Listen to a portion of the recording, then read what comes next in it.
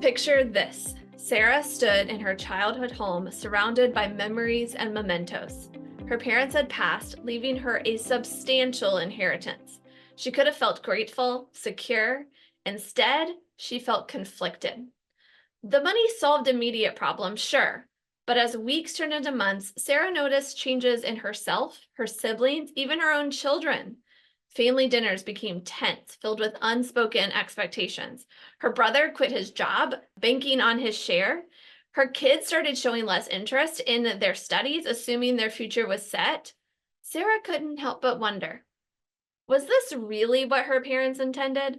Had their act of love and generosity inadvertently caused more harm than good? Today, we're diving deep into the complex world of financial legacies. Is leaving money to your family always the kindest, most virtuous choice? Or could it sometimes be a double-edged sword? Join us as we explore the surprising truths about self-care, family dynamics, and the true meaning of generational wealth. Your perspective on leaving a legacy might never be the same. In a world where chaos seems to reign supreme, where uncertainty lurks around every corner, and financial markets are now more unpredictable than ever, there's one place you can turn to find clarity and control. Welcome to the Wealth Wisdom Financial Podcast.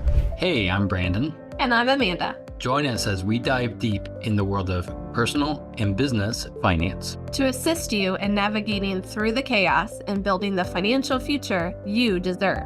We believe when conventional financial thinking doesn't get you where you want to go, you need wealth wisdom. So if you're ready to take control of your financial destiny, tune in to the Wealth Wisdom Financial Podcast. Because in a chaotic world, your money shouldn't be. Subscribe now and never miss an episode. Welcome back, Wealth Wisdom Seekers. Today we're tackling a topic that's often seen as a no-brainer, I would think maybe, but deserves a closer look: the virtue of leaving a financial legacy for your family. Consider this. Estimates suggest that baby boomers will transfer between 30 trillion and 68 trillion to younger generations over the next few decades. That's a lot of money. The wealth transfer is expected to occur primarily between 2020, which is past now, and 2040, so right now, with some estimates extending to 2045. Approximately 45% of the wealth is expected to go to Gen X, while 55% will be transferred to millennials and younger generations. As part of this transfer, it's estimated that 10 trillion worth of family-owned businesses will change hands. It's a ton of money. About 6.3 trillion of that transferred wealth is projected to go to charities. And women are expected to control much of this wealth, with some estimates suggesting they will hold 30 trillion in financial assets by 2030. You ready for it, ladies? Why do we share these statistics? Well, because whether you think it's ethical or not, a wealth transfer is happening. It's already started.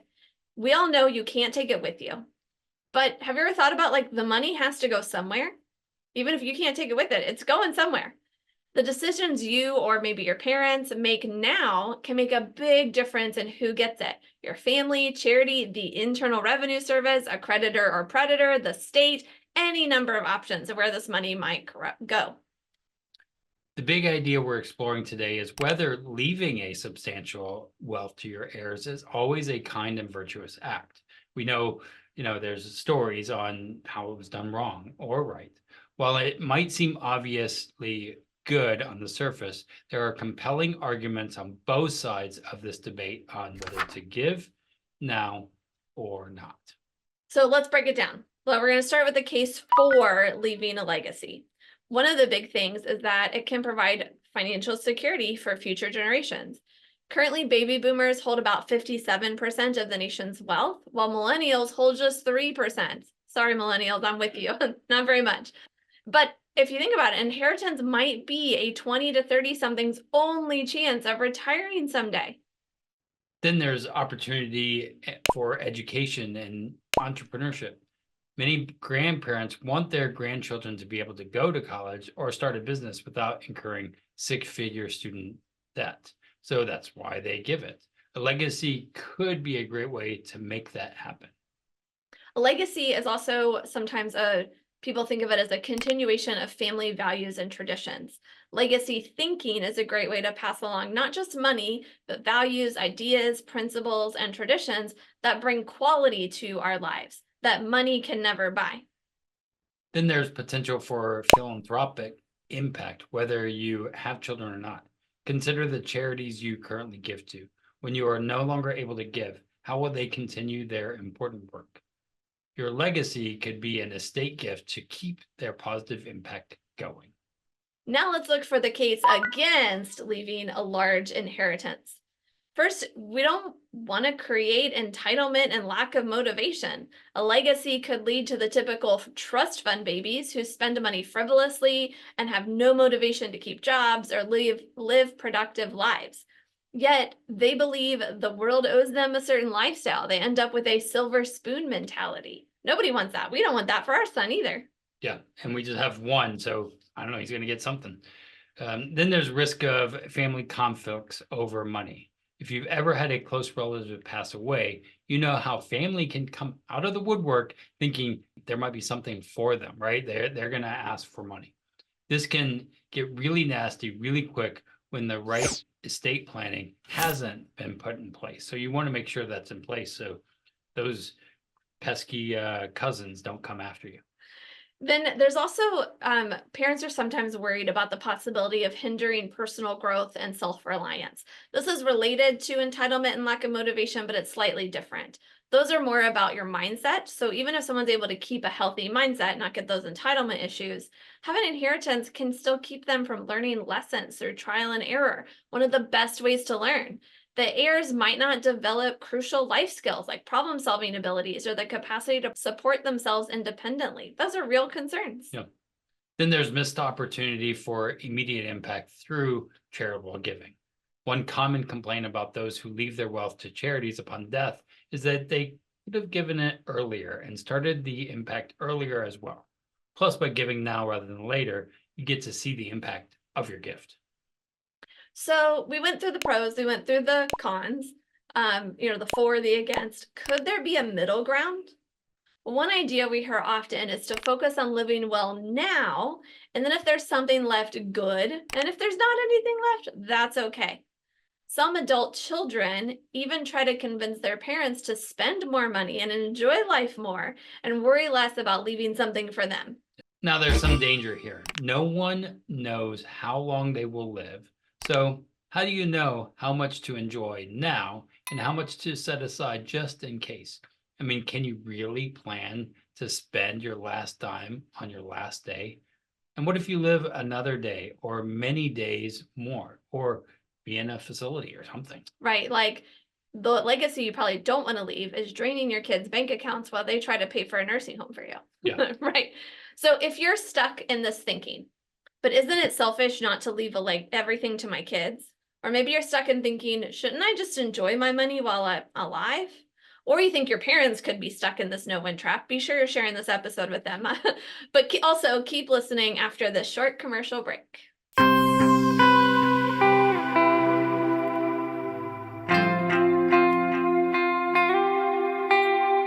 Ready to take the next step towards securing your financial future? Whether you're planning for retirement, saving for your dream home, or you just want to make your money work harder for you, the team at Wealth Wisdom Financial are ready to assist you. And now, it's easier than ever to see how we might give you a boost on your financial journey. Schedule a 15-minute discovery call with one of us today. And let's discuss your questions and your financial goals together. Don't wait any longer. Your financial freedom awaits. Schedule your discovery call at www.wealthwisdomfp.com/call.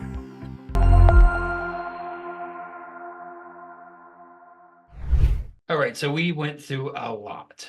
So are you ready for our top 3 considerations and the top 3 mistakes for legacy planning while still taking care of yourself and keeping family values in mind? I mean, like, seriously, that's a lot right there. Yeah, seems almost impossible to do both. Take care of yourself, keep your family values, leave a legacy. How do you do both? Well, number one is to do you.